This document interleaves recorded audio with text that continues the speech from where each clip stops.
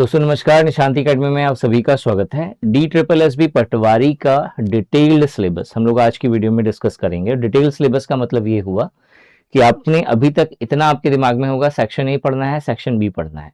ठीक है, सेक्शन ए से कुछ क्वेश्चंस होंगे, सेक्शन बी से क्या क्वेश्चंस होगा, किस तरीके से क्वेश्चन बनेगा, कितने मार्क्स का क्वेश्चन बनेगा, कौन कौन से टॉपिक्स पूछे जाएंगे, इन सभी चीज़ों को हम लोग आज की वीडियो में कवर करेंगे। सो डी ट्रिपल एस बी पटवारी का अगर आप प्रिपरेशन कर रहे हैं तो ये वीडियो बहुत इंपॉर्टेंट होने वाली है, क्योंकि जो प्रिपरेशन के अंदर जो जान आएगी ना आपकी, वो इसी वीडियो के द्वारा आने वाली है।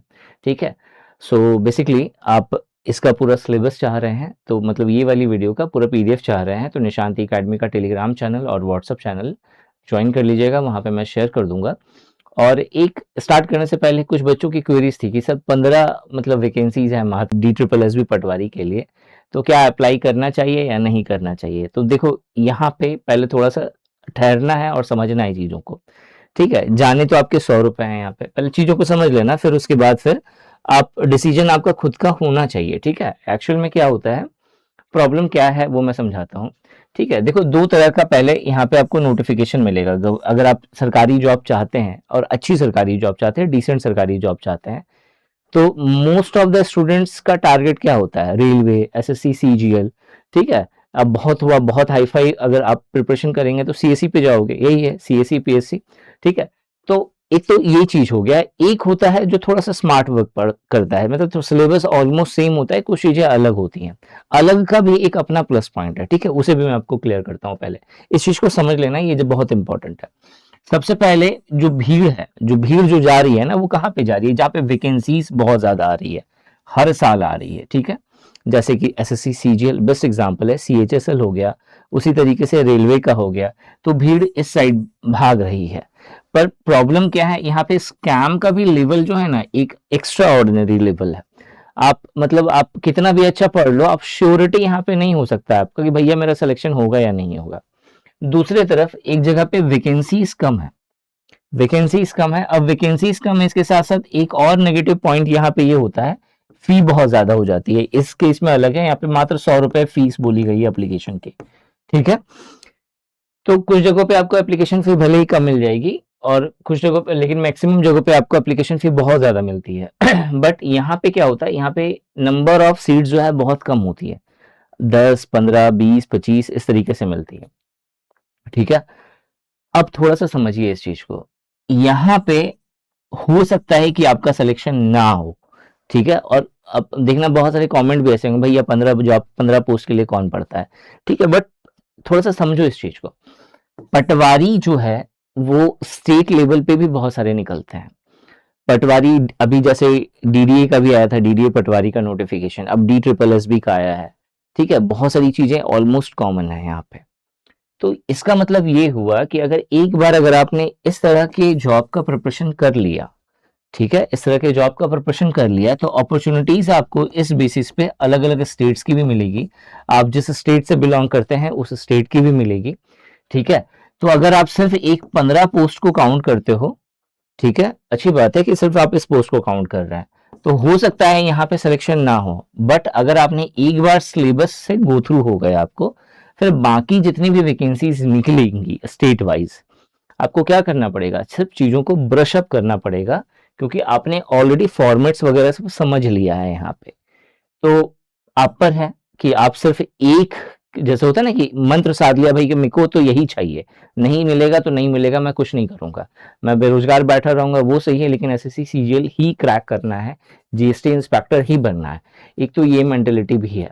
ठीक है, और एक होती है कि भाई पहले जॉब लेना है, पहले एक बार जॉब ले लिया, सिक्योर कर लिया अपने आप को, अनएम्प्लॉयमेंट का टैग हटा लिया, फिर जाकर के उस जगह पे जाना है, वहां हाथ पैर मारने हैं जो मेरे सपने हैं। ठीक है, तो उसका एक अलग लेवल हो गया। आपका डिसीजन है, आप चूज करिए आपको क्या करना है क्या नहीं करना। मैं सिर्फ यहाँ पे हूँ, सिर्फ आपको गाइड करने के लिए।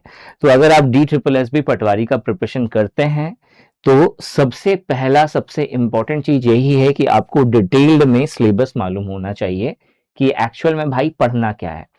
तो सबसे पहले थोड़ा सा एग्जाम पैटर्न देखेंगे, फिर जो है इसका डिटेल्ड सिलेबस, मतलब इन सब के अंदर क्या क्या टॉपिक पढ़ने हैं उसे देखेंगे। और ये हवाबाजी नहीं हो रही है।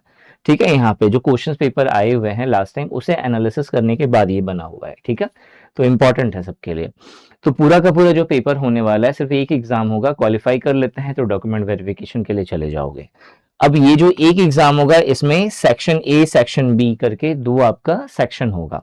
सेक्शन ए में general awareness, general intelligence and reasoning, arithmetic and numerical ability, Hindi language and comprehension, English language and comprehension के क्वेश्चंस होंगे। ठीक है, हर टॉपिक से, जो टॉपिक देख रहे हैं उससे 20 क्वेश्चंस होगा। तो हर टॉपिक से 20 क्वेश्चन यानी 5 टॉपिक है तो 100 क्वेश्चन हो जाएंगे। हर क्वेश्चन 1 मार्क्स का है यानी 100 क्वेश्चन 100 मार्क्स का होगा, 0.25 की नेगेटिव मार्किंग होगी। ठीक है, क्लियर हो गया यहाँ पे। ये सिलेबस एसएससी के अकॉर्डिंग है। आप बोलोगे बिल्कुल सर, आराम से प्रिपरेशन हो सकता है, बिल्कुल सर। अब आते हैं सेक्शन बी पे। सेक्शन बी अगर देखेंगे तो सबसे पहले सेक्शन बी अगर पहले का पेपर भी देखा है तो उसमें सेक्शन बी में आपको discipline 1, discipline 2, discipline 3, discipline 4, discipline 5, इस तरीके से आपको 5 डिसिप्लिन दिखेंगे, यानी कि 5 इसके अंदर सब सेक्शन दिखेंगे। ठीक है, अब बोलोगे सर वो सब सेक्शन था, उसका नामांकन नहीं दिया होता, तो नामांकन करा कैसे आपने? बहुत सिंपल है, क्वेश्चंस को एनालिसिस करिए, आपको टॉपिक का आइडिया लग जाएगा कि पूछा कहाँ से जा रहा है। और चूंकि मैं पटवारी का प्रिपरेशन करवाता हूँ तो मुझे मालूम है कि एक्चुअल में कौन कौन से जगह से क्वेश्चंस बना हुआ है। ठीक है, तो अब यहाँ पे सबसे प्लस पॉइंट ये है जो आपका डीडीए वाले में नहीं था। डीडीए पटवारी का अगर आपने प्रिपरेशन करा था तो उसमें नहीं था। यहाँ पे क्या प्लस पॉइंट है, आपको कंप्यूटर नॉलेज का 2 सेक्शन मिल जाएगा। अगर आपने ये 2 टॉपिक अच्छे से प्रिपेयर कर लिया ना तो इंडिया का आप कोई भी एग्जाम उठा लीजिए जहां पे कंप्यूटर का सेक्शन है, उस कंप्यूटर के सेक्शन पे आप 100% स्कोर करके आएंगे। इतना अच्छा लेवल का यहाँ पे क्वेश्चंस पूछा गया है। ठीक है, उसके बाद जो नेक्स्ट है वहां पे है आपका दिल्ली जीके। दिल्ली जीके से क्वेश्चंस आएगा ही, स्वाभाविक है, डी ट्रिपल एस बी है तो ऑब्वियस है दिल्ली जीके से क्वेश्चन बनेगा। उसी तरीके से पी ट्रिपल एस बी होगा तो पंजाब जीके से क्वेश्चन बनेगा, यूपी ट्रिपल एस बी होगा तो फिर वहां पे यूपी से क्वेश्चन बनेगा। तो समझ लो कि कितने सारे, मतलब जितने स्टेट्स है उतनी सारी पटवारी की वैकेंसीज आपकी जो है, एक बार प्रिपरेशन कर लोगे तो आपको समझ में आ जाएगा। बट आपको ये मतलब जो स्टेट वाइज जो है आपको उसका जीके मालूम होना चाहिए। ठीक है, अब यहाँ पे Delhi governance and civic institution. ठीक है, Delhi governance and civic institutions का एक टॉपिक है। अब यहाँ पे Delhi governance and civic institution पे मत जाओ। ऑलमोस्ट अगर देखा जाए तो गवर्नेंस का जो क्राइटेरिया होता है ना वो हर स्टेट के लिए सेम होता है। कुछ चीजें नो डाउट अलग होती हैं बट जो बेसिक स्ट्रक्चर है वो लगभग में सबका सेम होता है। और यहाँ पे पटवारी के लिए आपको बेसिक नॉलेज ही चाहिए। ठीक है, बस यहाँ पे जो एक्चुअल में मेन टॉपिक है वो तो लिखना पड़ेगा, तो Delhi governance and civic institution. But actual में स्टेट के अंदर गवर्नेंस कैसे होता है, उसका सिविक इंस्टीट्यूशन किस तरीके से काम करता है वो आपका पढ़ना है। तो यहाँ पे ये पढ़ लोगे ना तो ऑलमोस्ट सारे स्टेट का आपको समझ में आ जाएगा। फिर एक जो है वो है मेरा दिल्ली रिलेवेंट एक्ट। ये बहुत इंपॉर्टेंट है। ये आपका दिल्ली में जितने भी आपके पटवारी हो, नायब तहसीलदार हो या फिर और भी बहुत सारे एग्जाम्स हैं, ठीक है, जो लैंड से जुड़ा हुआ है, ठीक है, उसमें ये टॉपिक रहता है। ठीक है, तो ये जो 5 सेक्शन है, हर सेक्शन से 20 क्वेश्चन अगेन, तो आपका यहाँ पे 100 क्वेश्चन बनेगा, 100 मार्क्स का बनेगा और इन दोनों सेक्शंस को आपको 2 घंटे में कवर करना है। अब यहाँ पे फिर से क्वेश्चन आता है कि सर इसके अंदर क्या पढ़ना है, तो इसके अंदर आपको क्या पढ़ना है वो चीज भी मैं आपको दिखाता हूं। जैसे अगर आप जनरल अवेयरनेस उठाइएगा तो जनरल अवेयरनेस के अंदर आपको current affairs related to Delhi पढ़ना है। मतलब ज्यादातर मोस्टली जो करंट अफेयर पूछा गया है वो इस चीज को ध्यान में रख के पूछा गया है कि दिल्ली के अंदर कौन कौन सा इवेंट हुआ है। तो बस आप किसी भी एग्जाम का प्रिपरेशन करिए, बस आपको करंट अफेयर पढ़ते समय ये ध्यान में रखना है कि दिल्ली से जुड़ा हुआ कौन कौन सा करंट अफेयर है। बस वो चीज यहाँ पे थोड़ा सा और ज्यादा नोटिस करके पढ़ोगे तो ये चीज हो जाएगा। History as it is, science, polity and constitution, economics और इंडियन ज्योग्राफी। ठीक है, इससे क्वेश्चंस बनेंगे आपके। जनरल इंटेलिजेंसी एंड रीजनिंग के अंदर जो एसएससी का टॉपिक है आपको वही पढ़ना है, इसमें एक्स्ट्रा कुछ नहीं पढ़ना।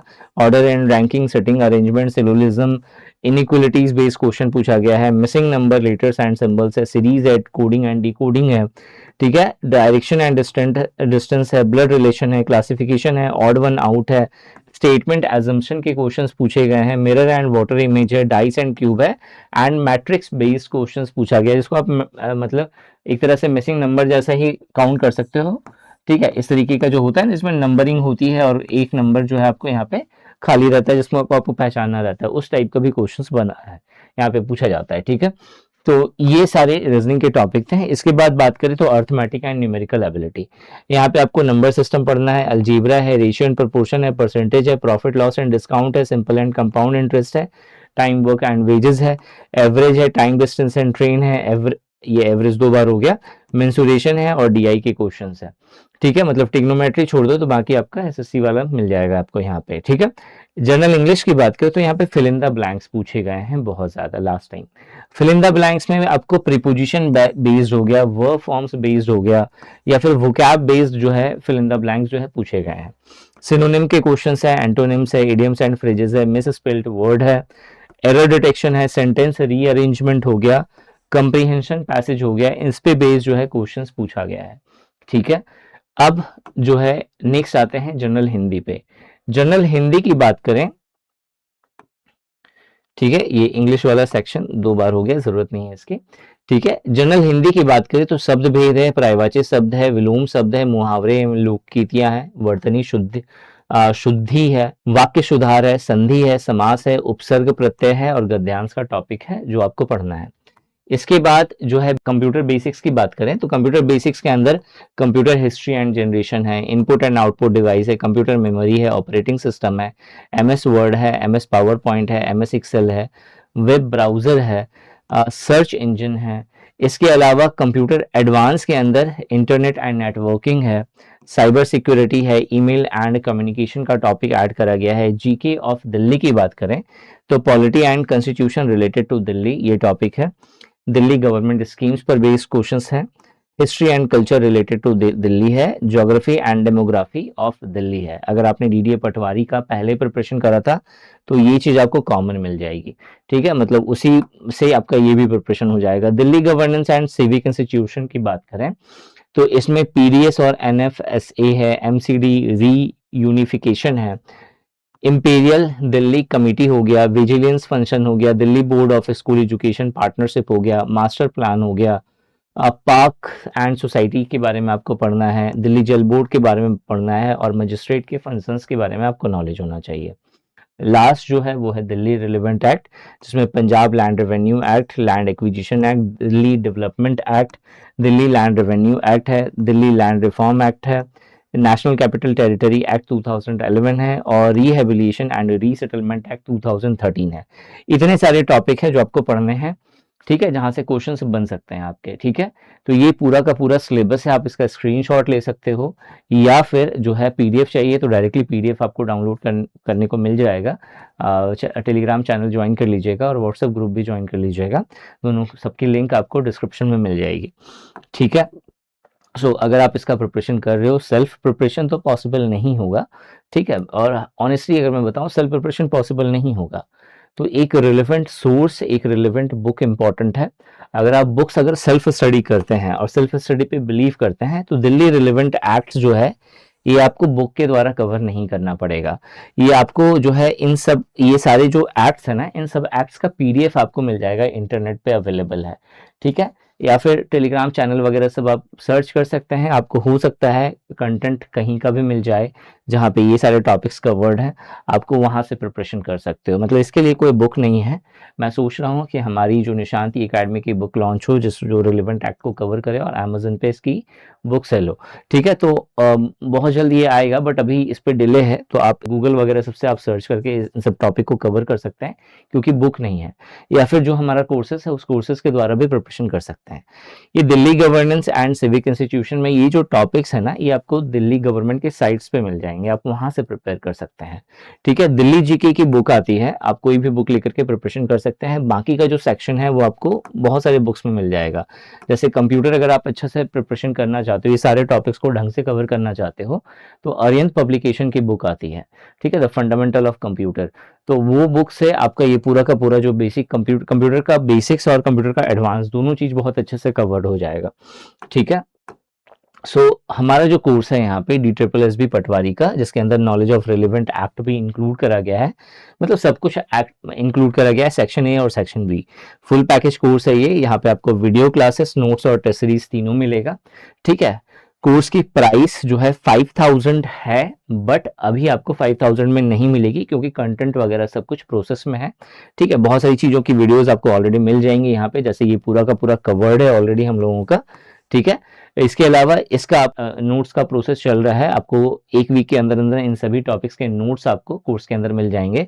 बाकी जो इसके ऊपर में वीडियो क्लासेस वगैरह सब जो है बाद में मिलेगा, पहले नोट्स प्रिपेयर हो जाए ताकि आप लोग प्रिपरेशन स्टार्ट कर सके अपना। ठीक है, इसके ऊपर में आपको लाइव सेशंस मिलेंगे। ठीक है, बाकी जो कंप्यूटर है, कंप्यूटर का आपको पूरा का पूरा लेक्चर मिल जाएगा, सारा लेक्चर कवर्ड है, ऑलरेडी कवर्ड है यहाँ पे। हिंदी हो गया, इंग्लिश हो गया, मतलब जो सेक्शन ए है वो पूरा आपको वीडियो क्लासेस, नोट्स और टेस्ट सीरीज के द्वारा कवर्ड हो जाएगा। सेक्शन बी के अंदर जो ये वाला जो पोर्शन आप देख रहे हैं ना, इसका जो है अभी नोट्स प्रिपेयर्ड हो रहा है। जैसे ही नोट्स प्रिपेयर्ड होगा तो कोर्स के अंदर नोट्स अपलोड होगा और उसके बाद फिर आपको वीडियो क्लासेस भी आपको इसके अंदर मिल जाएंगी। ठीक है, और अभी जो है, अभी अगर आप रजिस्टर्ड करते हैं तो 1699 रुपए का ये पूरा कोर्स पड़ेगा। ठीक है, और कहाँ से आप एक्सेस कर सकते हैं, तो निशांत ई अकेडमी का एप्लीकेशन है, प्ले स्टोर से डाउनलोड कर सकते हैं, या nishantecademy.com हमारी साइट है। आप दोनों जगहों पे कहीं भी जाकर के आप इसको परचेज कर सकते हो। अगर आप iOS का डिवाइस यूज करते हैं तो वहां पे आपको माई एपेक्स एप्लीकेशन डाउनलोड करना पड़ेगा। ठीक है, माई एपेक्स एप्लीकेशन डाउनलोड करना पड़ेगा और वहां पे जाकर के आप सिंपली जो है आप रजिस्टर्ड करिए। आपसे ORG कोड पूछा जाएगा, ऑर्गेनाइजेशन का कोड पूछा जाएगा, और हमारा जो ऑर्गेनाइजेशन कोड है निशांत ई अकेडमी का वो 47822120 है। इस कोड को यूज करिएगा तो आप डायरेक्टली हमारे ऐप को जो है ओपन कर सकते हैं iOS डिवाइसेस में। ठीक है, तो थोड़ा सा कॉम्प्लिकेटेड प्रोसेस हो सकता है ये, तो आप सिंपल हमारा जो व्हाट्सअप नंबर स्क्रीन पे दिख रहा है, आप स्क्रीन पे दिए गए व्हाट्सअप नंबर पे हमसे कांटेक्ट करिए। जो एग्जीक्यूटिव होंगे वो आपको और अच्छे से चीज़ों को गाइड कर देंगे। सो इस वीडियो में यही था। Thanks for watching this video and wish you good luck for your paper.